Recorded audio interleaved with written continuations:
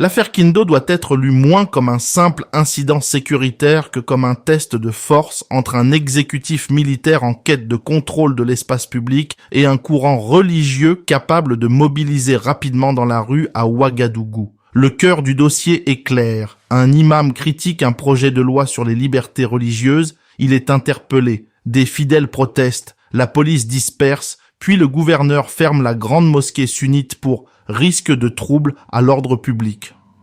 La Fédération des associations islamiques du Burkina, FAIB, a annoncé le 26 mai 2026 l'interpellation de l'imam docteur Mohamed Ishaq Kindo sans que les motifs officiels ne soient alors communiqués. Des fidèles ont ensuite manifesté pour demander sa libération avant d'être dispersés par des gaz lacrymogènes, avec plusieurs dizaines d'arrestations selon les récits de presse. Le 28 mai, le gouverneur de la région du Kadiogo, Abdoulaye Bassinga, a signé un arrêté fermant jusqu'à nouvel ordre la grande mosquée sunnite de Ouagadougou. L'épisode survient dans un environnement déjà tendu par l'adoption, en mars 2026, d'un avant-projet de loi encadrant les libertés religieuses, présenté par le gouvernement comme une réponse à un vide juridique et un instrument de cohésion nationale. Le propos attribué à l'imam Kindo, que chacun se méfie et s'abstienne de vouloir interdire les prières dans les lieux publics, transforme une controverse réglementaire en affrontement politique sur la place du religieux dans l'État, rapport de force initial.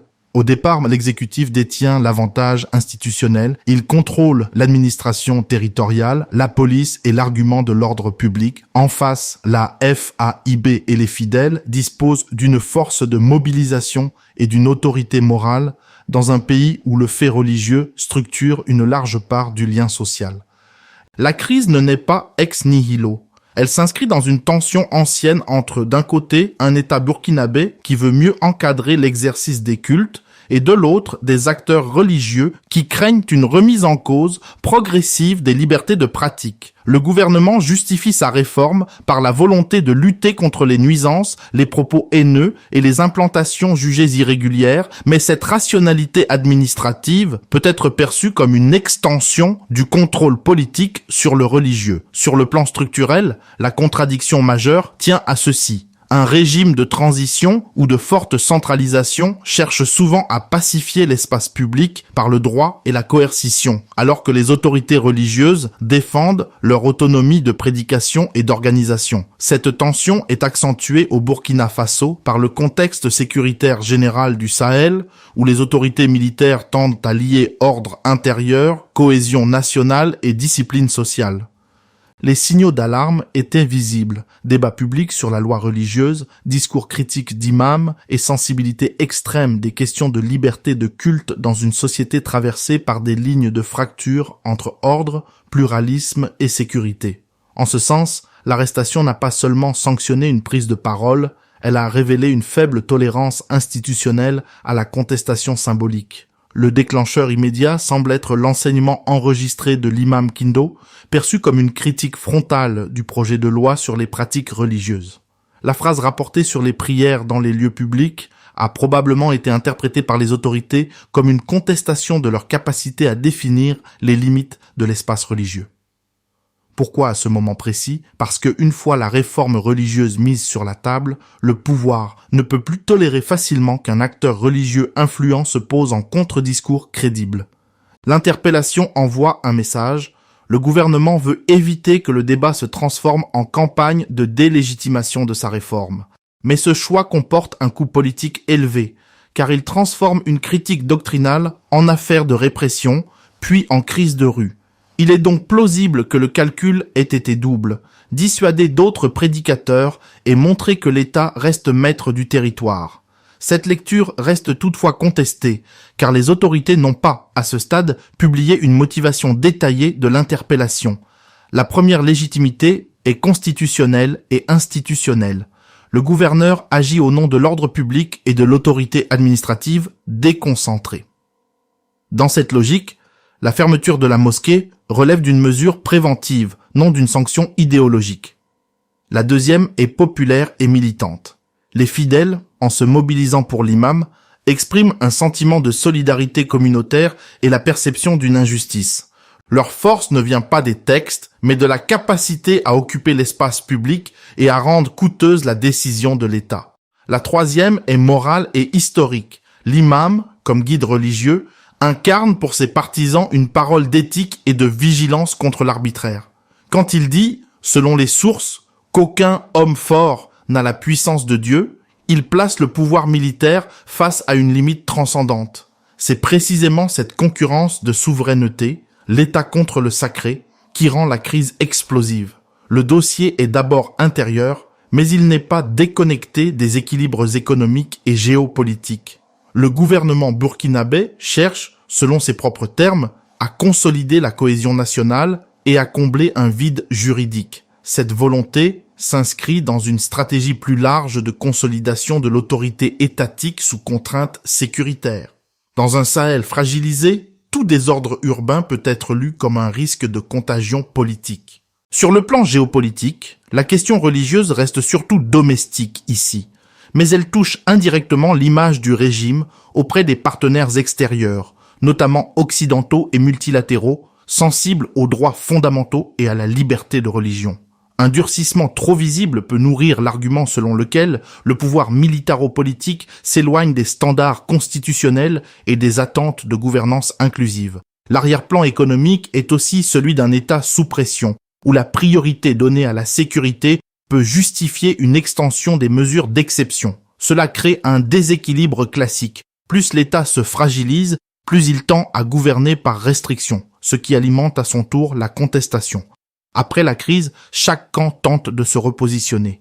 Le pouvoir utilise l'arrêté préfectoral comme instrument de verrouillage en confiant son exécution aux forces de sécurité. La fermeture de la mosquée vise à couper le point de rassemblement, donc la capacité de coordination collective. La FAIB, elle, adopte une ligne d'apaisement, appelant au calme et au respect des institutions, tout en réclamant des informations précises. Cette prudence montre une stratégie de désescalade contrôlée. Ne pas rompre avec l'État, mais ne pas abandonner l'imam à son sort. Dans la rue, la colère existe, mais elle est contenue par la répression et par l'incertitude. La vidéo relayée le 28 mai montrant des personnes en uniforme en entraînement n'a pas été authentifiée. Elle doit donc être traitée avec prudence, car elle peut nourrir des récits concurrents sans établir un fait.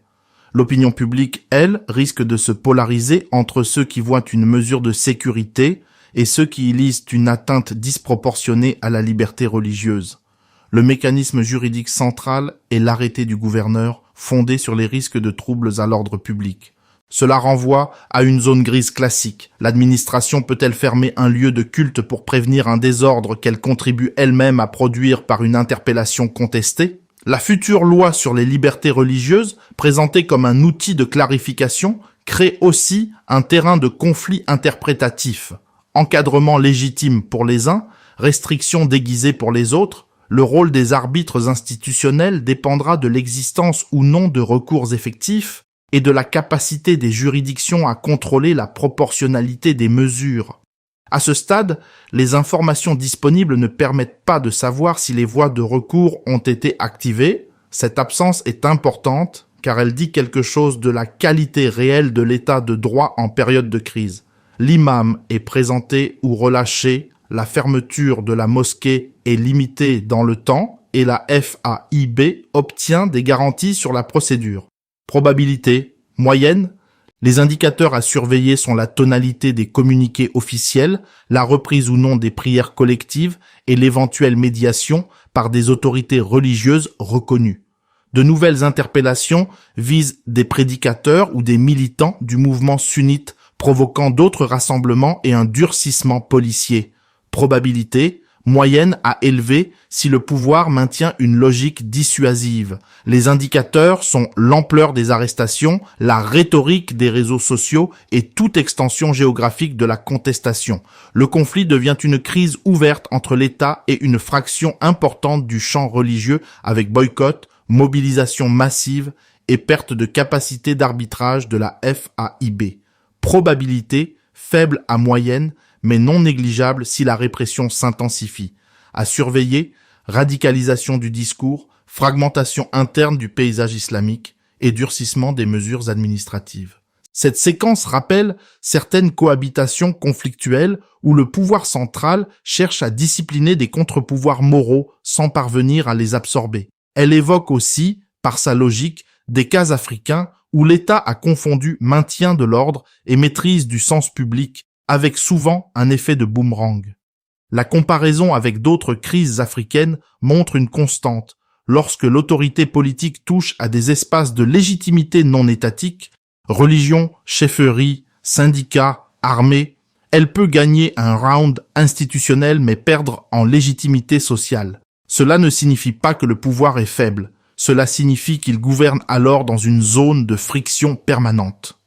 La principale limite tient au caractère encore incomplet des informations officielles, le motif exact de l'interpellation, la situation juridique de l'imam et la suite donnée aux arrestations de manifestants restent floues. Il existe aussi un biais de sources médiatiques qui privilégie souvent l'angle répressif, au risque de sous-estimer la logique sécuritaire invoquée par l'administration. Autre limite, nous disposons surtout de récits secondaires et de communiqués relayés, pas d'un dossier judiciaire ni de la version détaillée des autorités. Pour affiner le diagnostic, il faudrait connaître le contenu exact du projet de loi, les bases légales invoquées pour l'arrestation et le niveau réel de mobilisation au sein du mouvement sunnite. Au total, cette affaire ressemble moins à un simple fait divers religieux qu'à un moment révélateur de l'équilibre instable entre sécurisation autoritaire et pluralisme confessionnel au Burkina Faso. Le pouvoir parie sur la dissuasion, ses opposants sur la légitimité morale et la capacité de mobilisation. Qui, à terme, imposera sa définition de l'ordre public dans cette crise ?